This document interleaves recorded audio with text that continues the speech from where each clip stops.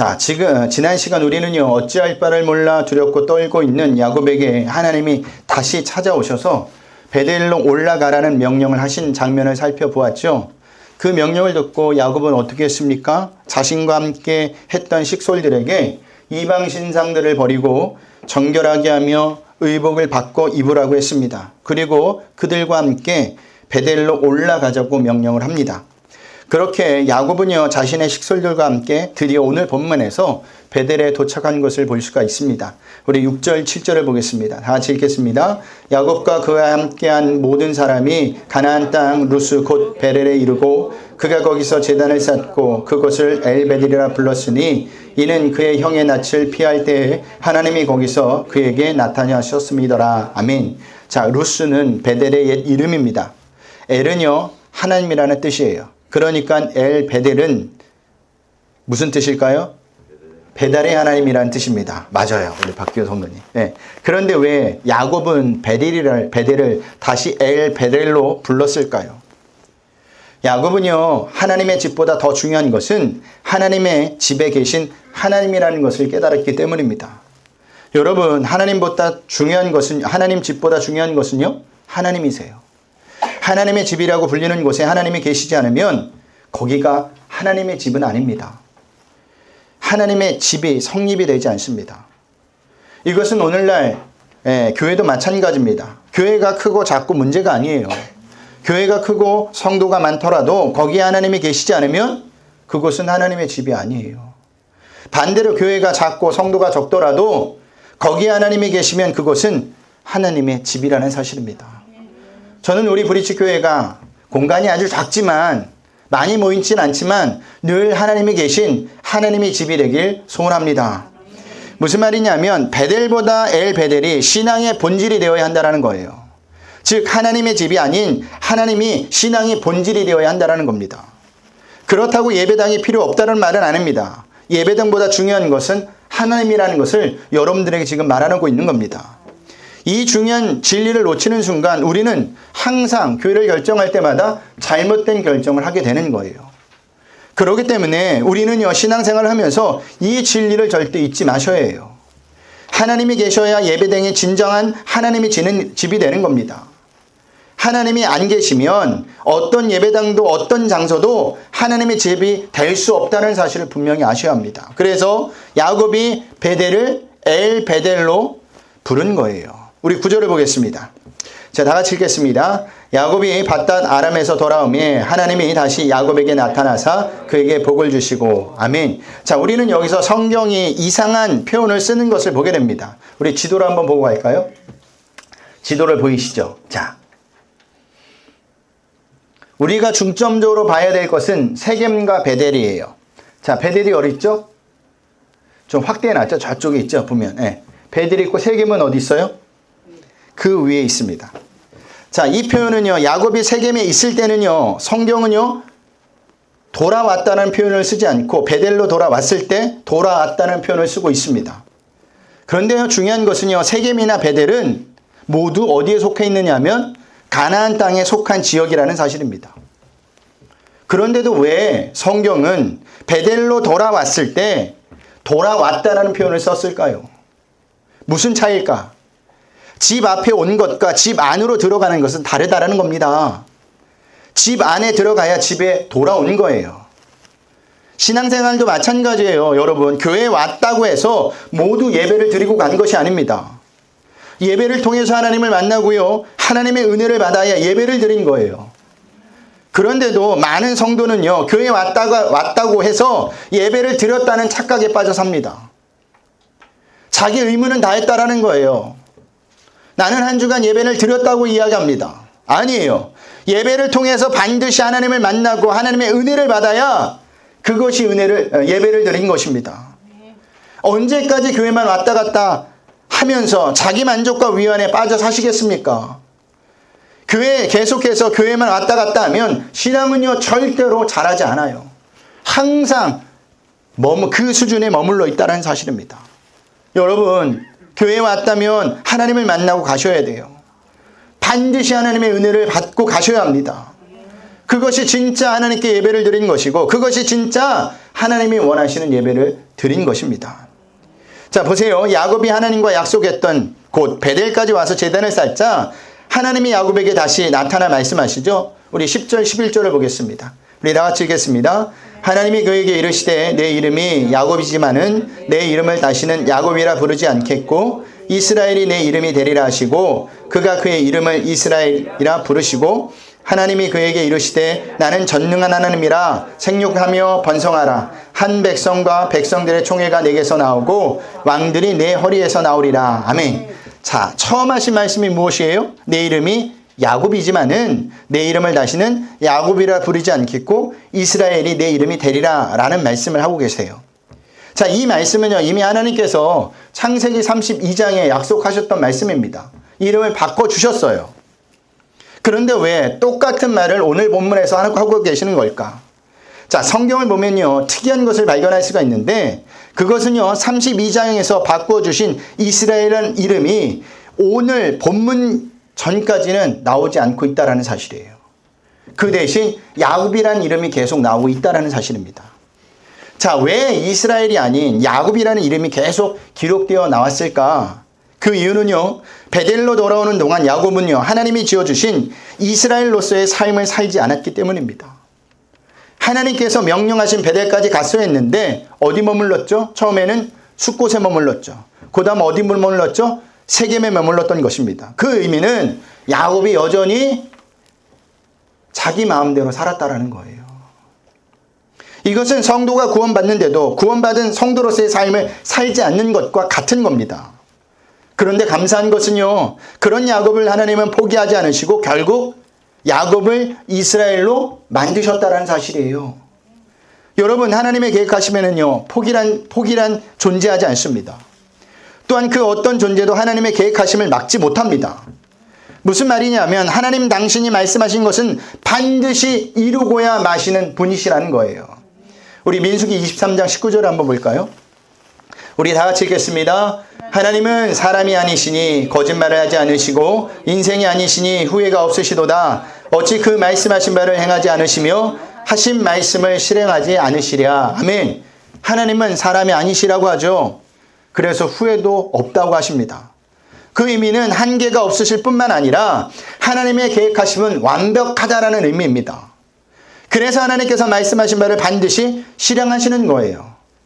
그러므로 야곱이 이스라엘이 될 수 있었던 것입니다. 자, 이 사실을 우리 구원에도 적용할 수가 있는데 많은 성도가 자신의 구원에 대해서 의심을 하죠. 왜 의심을 할까요? 자신을 볼 때 구원은 받았지만 구원받은 자다운 모습이 전혀 없어 보이는 겁니다. 거룩하고 구별된 삶을 살아야 되는데 내 삶을 뒤돌아보면 늘 넘어지는 것에 넘어지고요. 무너지는 것에 똑같이 또 무너집니다. 그래서 그런지 구원받은 것에 대해서 의심하고 확신이 없어요. 그러니 이런 생각을 하는 겁니다. 내가 아직도 이런 모습인데 구원을 받을 수 있을까? 내가 아직도 이런 모습인데 하나님이 나를 사랑하실까? 그런데 여러분, 이런 의심은요, 여러분들만 하는 것이 아니라 저도 하고요, 많은 성도들이 하고 있습니다. 그런데 이런 자신에 대한 의심이 우리의 의심이 아니라 하나님에 대한 의심이라는 것을 아십니까? 제가 늘 말씀드리는 것이지만 우리가 구원받은 것은요, 우리의 자격이나 조건 때문에 구원받은 것이 아니에요. 만약 자격이나 조건이 구원의 기준이었다면 이 세상에는 구원받을 사람이 단 한 사람도 있다 없다? 없다예요. 왜냐하면 하나님의 기준은 인간이 도달할 수 있는 기준이 아니기 때문입니다. 십계명 첫 번째 계명이 뭐예요? 나 외에는 다른 신을 섬기지 말라예요. 근데 우리는 삶을 살면서 다른 신을 얼마나 섬깁니까? 아니요, 저는 하나님만을 섬기는데요. 천만의 말씀입니다. 하나님보다 더 사랑하는 것이 나에게 신이에요. 우리는 이 첫 계명부터 지키지 못하는 인간입니다. 그러니 노력을 해도 도달하지 못하는 거죠. 그래서 하나님께서 어떻게 해주셨습니까? 당신의 독생자 예수님을 이 땅에 보내주셔서 죄로 인해 죽을 수밖에 없는 우리를 대신하여 십자가에 못 박혀 죽게 하심으로 우리의 죄를 담당해 주셨습니다. 그 의미는 하나님이 예수님을 통해 구원의 자격과 조건의 기준을 만들어 우리에게 주셨다라는 거예요. 그 덕분에 저와 여러분이 구원을 받은 겁니다.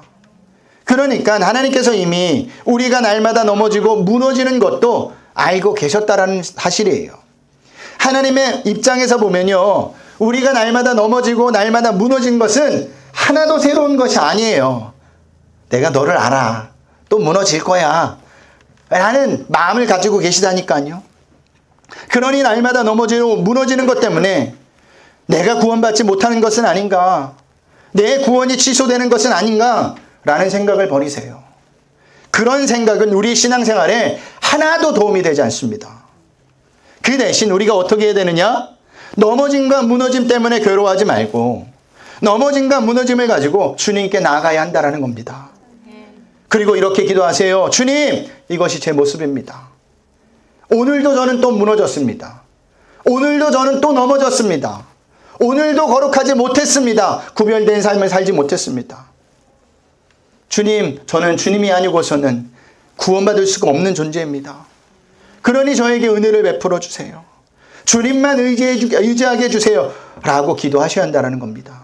이것이 구원받은 성도가 해야 할 일이에요. 우리가 이렇게 해야 하는 이유가 어디 있느냐? 하나님은 전능하신 분이시기 때문이에요. 하나님이 우리를 그렇게 만드시기 때문입니다.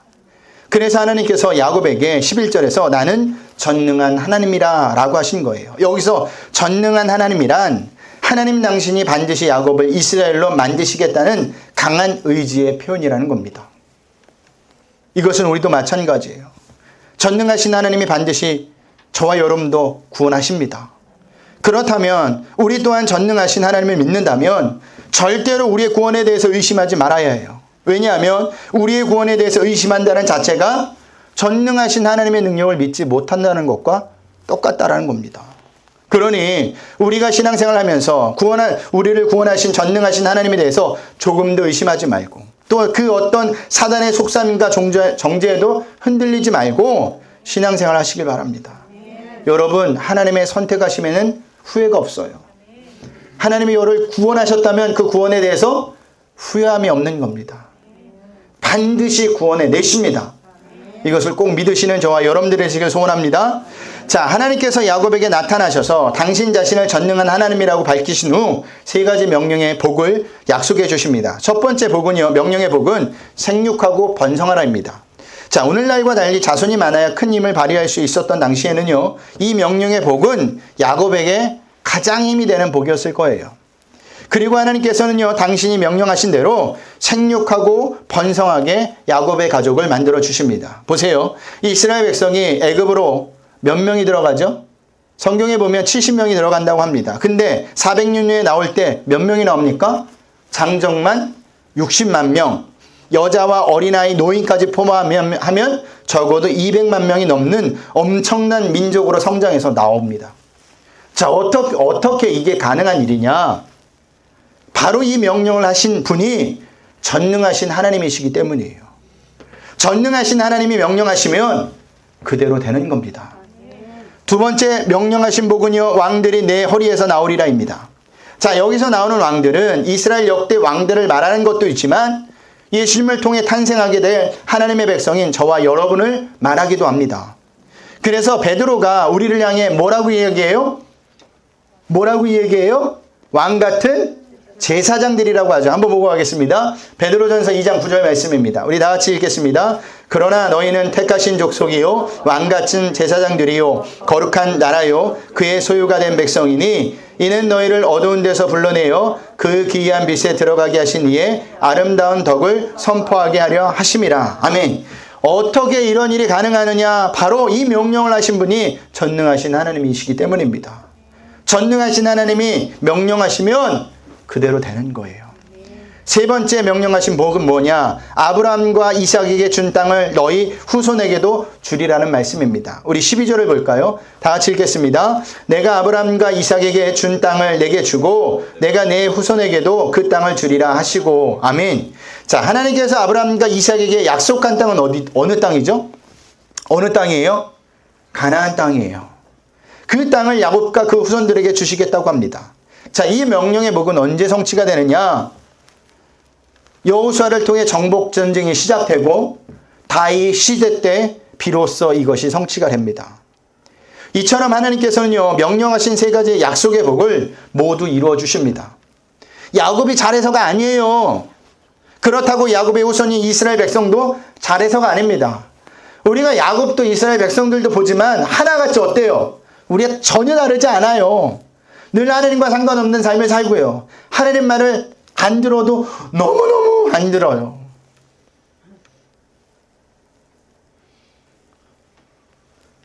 우리도 마찬가지예요. 우리가 잘해서가 아닙니다. 하나님께서 명령하신 약속이기 때문에 야곱에게 이스라엘 백성에게 이루어진 것이고 우리에게도 또한 이루어질 것입니다. 우리가 하나님을 믿고 신앙생활을 하는 이유가 여기 있는 거예요. 하나님은 전능하시기 때문에, 하나님은 신실하시기 때문에 당신이 명령하신 약속은 반드시 이루신다는 겁니다. 그러니 눈앞에 펼쳐진 상황과 환경을 중요하게 보지 마시고 그것이 하나님께서 명령하신 약속이냐 아니냐를 더 중요하게 봐야 한다는 사실입니다. 하나님께서 명령하신 약속은 반드시 이루어집니다.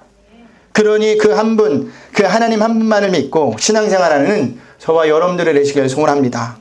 자, 하나님이 떠나가신 다음 야곱은요, 그곳에다가 다시 기둥을 세우고 그 위에 전제물과 기름을 붓고 그것을 베델이라 부른 다음 헤브론으로 길을 떠납니다. 우리 16절에서부터 18절까지 볼까요?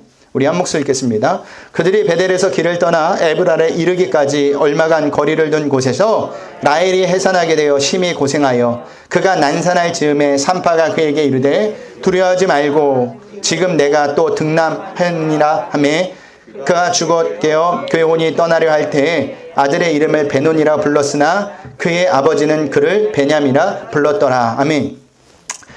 자, 야곱의 일행은요, 헤브론으로 가던 도중에 에브랏이라는 곳에 머물게 됩니다. 자, 에브랏은요, 베들레헴의 옛 이름이에요. 왜 거기에 머물렀을까요? 우리가 본문 잠깐 읽어본 거기에서는요, 라헬이 해산하게 되었기 때문에 머물렀다고 합니다. 자, 라헬의 입장에서는요, 얼마나 기다리고 바랬던 일이었는지 아십니까? 일찍이 라헬은요, 요셉을 낳은 후에 또 하나의 아들을 낳고 싶은 간절한 소망을 갖고 있었습니다. 그래서 그 소망을 요셉이라는 이름에 투영을 시켰어요. 요셉의 이름의 뜻은 이런 뜻입니다. 우리 창세기 30장 24절을 보겠습니다. 우리 한 목소리 읽어볼까요? 시작. 그 이름을 요셉이라 하니 여호와는 다시 다른 아들을 내게 더하기를 원하노라 하였더라. 아멘. 자, 요셉이라는 이름을 지으면서 하나님께서 자신에게 하나의 아들을 더 주시기를 원했다라는 거예요. 자, 라헬의 소망이 드디어 16년 만에 이루어진 겁니다. 얼마나 기쁠까요? 얼마나 감격이 될까요? 하지만 그렇게 기다리고 바랬던 일 때문에 라헬이 어떻게 되죠? 그만 죽고 말아요. 여러분, 라헬과 같은 일이 우리 인생에서 종종 발생합니다. 있습니다. 그토록 원했던 것을 얻었지만 정작 내 생명을 잃어버린 순간들이 있어요. 내 인생이 산산조각 나는 순간들이 있다니까요. 그런데도 많은 사람은요, 그 사실을 몰라요. 당장 눈앞에 있는 자기가 이루고 싶은 욕망만 쫓고 사는 겁니다. 돈을 쫓고요, 권력을 쫓고요, 쾌락을 쫓습니다. 그 결과 어떻게 되는지 아십니까? 모두 후회한다니까요. 그렇기 때문에 우리는요, 기도를 하셔도 잘하셔야 돼요. 내 목숨을 들여도 아깝지 않은 것을 기도 제목으로 삼으셔야 한다는 겁니다. 하찮은 것을 구하다가 그것을 얻었는데 정작 내 목숨을 잃어버리면 무슨 소용이 있겠습니까? 아무 소용이 없죠. 내 인생에 산산조각이 내면 무슨 소용이 있겠습니까? 아무 소용이 없는 겁니다. 예수님께서 하늘의 밀이 땅에 떨어져 많은 열매를 맺는다고 하셨으니 그 많은 생명의 열매를 얻을 만한 일이거든 목숨을 걸고 우리는 기도하되 그렇지 않으면 목숨을 걸고 기도할 까닭이 없는 겁니다. 그런데 많은 성도들이 기도하는 제목들을 보면요, 정말 목숨 걸고 할 기도 제목이 아닌데도 하더라고요.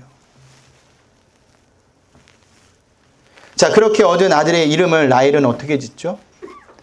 베논이라고 짓습니다. 무슨 뜻입니까?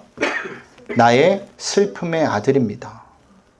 방금 태어난 아들과 바로 이별해야 하니 어미 입장에서 얼마나 슬픈 일이에요. 그래서 베논이 나의 슬픔의 아들이라고 지은 겁니다. 그런데 야곱은요, 라헬이 지은 베논이라는 이름을 어떻게 바꿔주죠? 어떻게 바꿔줘요? 베냐민으로 바꿔줍니다. 나의 슬픔의 아들을 나의 오른손의 아들로 바꿔준 겁니다. 왜 바꿔줬을까요? 야곱은요, 인간의 슬픔 속에서 갇혀 있지 않고 그 속에서 하나님의 소망을 본 거예요. 베냐민도 하나님께서 주신 아들이라고 생각했다는 것입니다. 우리는요, 여기서 믿음이 성장한 야곱을 볼 수가 있어요. 여러분, 성도인 우리도 이뤄야 합니다. 똑같은 것을 보아도 믿음의 눈으로 그것을 보고 해석해야 합니다. 그것이 성도예요. 보세요. 베냐민이 태어남으로 아들이 12이 되었는데 그 아들들이 나중에 뭐가 됩니까? 이스라엘 백성의 12지파가 된다는 사실이에요. 그러니까 베냐민이 태어난 것이 하나님의 계획하심이 이루어지는 순간이었다는 것을 야곱은 믿음의 눈으로 본 것입니다. 여러분, 믿음의 눈으로 보면요, 우리에게 일어나는 모든 일은요, 그냥 일어나는 일이 하나도 없어요. 모두 다 하나님께서 당신의 백성인 우리를 만들어 가시는데 필요한 과정일 뿐이라는 사실입니다. 그러니 우리에게 일어나는 모든 일을 눈에 보이는 대로 받아들이지 말고 믿음의 눈으로 모든 것을 볼 수 있게 해달라고 기도하셔야 돼요. 그런 자만이 믿음의 눈으로 하나님이 하시는 일들을 볼 수가 있는 겁니다. 어떤 일을 당해도 어떤 일 때문에 넘어져도 감당할 수 있고 일어날 수가 있는 거예요. 우리 19절에서부터 21절을 보겠습니다. 다 같이 읽겠습니다. 라헬이 죽음에 에브랏 곧 베들레헴 길에 장사되었고 야곱이 라헬의 묘에 비에 세웠더니 지금까지 라헬의 묘비에 일컫더라. 이스라엘이 다시 길을 떠나 에델 망대를 지나 장막을 쳤더라. 아멘. 자, 이 장면을 한번 상상해 보세요. 자, 야곱에게 라헬은 어떤 존재죠? 아내 중에 가장 사랑하는 아내. 우리 권사님이 얘기했던 것처럼 첫사랑입니다. 예. 라헬을 얻기 위해서 야곱은 무려 몇 년을 고생했어요? 14년을 고생했습니다. 그런 라헬이 죽은 거예요. 이제 라헬을 묻고 가야 합니다. 야곱의 심정이 어떨 것 같습니까? 오래 머물지도 못해요. 가는 길이기 때문에. 하늘이 무너지는 심정이고 발이 쉽게 떨어지지 않는 상황입니다. 그런데도 야곱은 오늘 본문을 보니까 다시 길을 헤브론으로 향해 길을 떠납니다. 야곱은 어디서 다시 길을 떠날 수 있는 힘을 얻었을까요? 그것은요, 지금까지 자신을 수많은 우여곡절 속에서도 지켜주시고 위로해 주시고 이끌어 주신 전능하신 하나님을 믿고 떠난 겁니다. 여러분, 성도의 힘은요, 세상에 있지 않아요. 전능하신 하나님에게 있습니다. 우리도 마찬가지예요. 우리의 힘은 세상에 있지 않고요, 전능하신 하나님에게 있습니다. 그런데도 많은 사람은요, 많은 성도들은요, 돈에 있다고 생각해요. 여전히 권력에 있다고 생각합니다. 사람에게 있다고 생각합니다. 그래서 이리 기웃 저리 기웃하죠. 아니에요. 힘은 하나님에게 있습니다. 그러니 인생을 살아가면서 전능하신 하나님 한 분만을 붙들고 사시길 바랍니다. 전능하신 하나님만이 우리의 힘이 되세요. 전능하신 하나님이 우리를 구원하셨으니 우리의 인생을 반드시 책임지신다라는 사실, 책임지십니다. 그러니 우리가 붙들 것은 누구밖에 없어요? 전능하신 하나님밖에 없습니다. 한 주간도 삶을 살면서 어떤 일이 우리에게 닥치더라도, 어떤 힘든 일이 우리에게 다가오더라도 전능하신 하나님을 붙들고 이겨낼 수 있는 우리 브릿지교회 성도님들이 되시길 주님의 이름으로 부탁드리겠습니다.